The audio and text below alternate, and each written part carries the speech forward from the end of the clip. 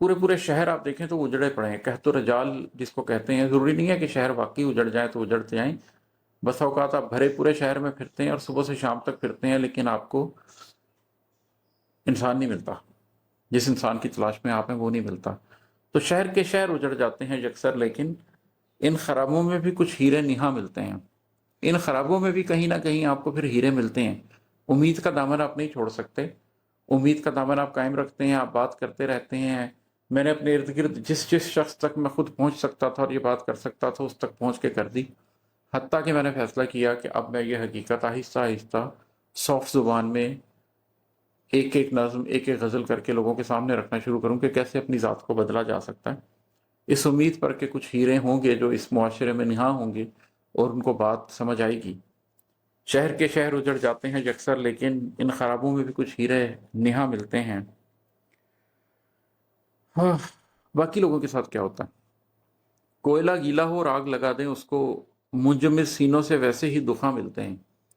अगर आप में से कभी किसी ने बारबेक्यू किया हो और कहीं उसे गीला कोयला मिल गया हो और उसने उसको आपने उसको आग लगाने की कोशिश की हो, तो आपको याद होगा कि कैसे धुआं उठता है उससे। आप रो पड़ते हैं, आपकी आंखों से पानी निकलने लग जाता है, क्योंकि गीले कोयले को आग लगाना बड़ा मुश्किल काम है। धुआं ही धुआं होता है, धुआं ही धुआं होता है, शरर नहीं पकड़ता, आग नहीं पकड़ता, वो धुआं छोड़ता है।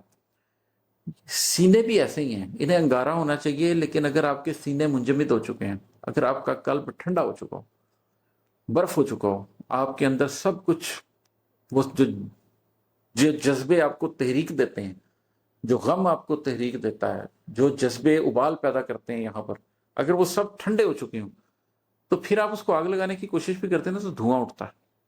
तो बहुत से लोग ऐसे हैं कि जब आप स्पार्क पैदा करने की कोशिश करते हैं उनके दिलों के अंदर, उनके हार्ट्स के अंदर, एक चिंगार उनके सीने में पैदा करने की कोशिश करते हैं, तो आप धुआं उठता देखते हैं, जिससे सारा मंजर धुंधला हो जाता है, जिससे आपकी आंखों से पानी बहने लग जाते हैं, जिससे उस शख्स की अपनी आंखों से भी पानी बहने लग जाते हैं, लेकिन आग नहीं पकड़ते वो।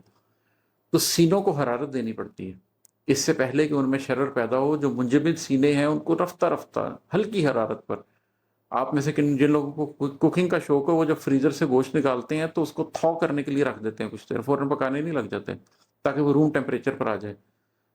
ऐसे ही है कल्ब भी, मुंजमद हो गए हो तो डायरेक्ट उनको उठाकर ये नहीं बता सकते कि आखिर ज़मान में तुमने क्या क्या करना है और सूरतुल कहफ की पूरी तफसील क्या है। ये मैंने करके देखा है, ये मैंने लोगों को सुना के देखा है, हजम ही नहीं हुआ। इल्म भी आप उसको ही दे सकते हैं जिसको हजम हो जाए, आहिस्ता आहिस्ता करके।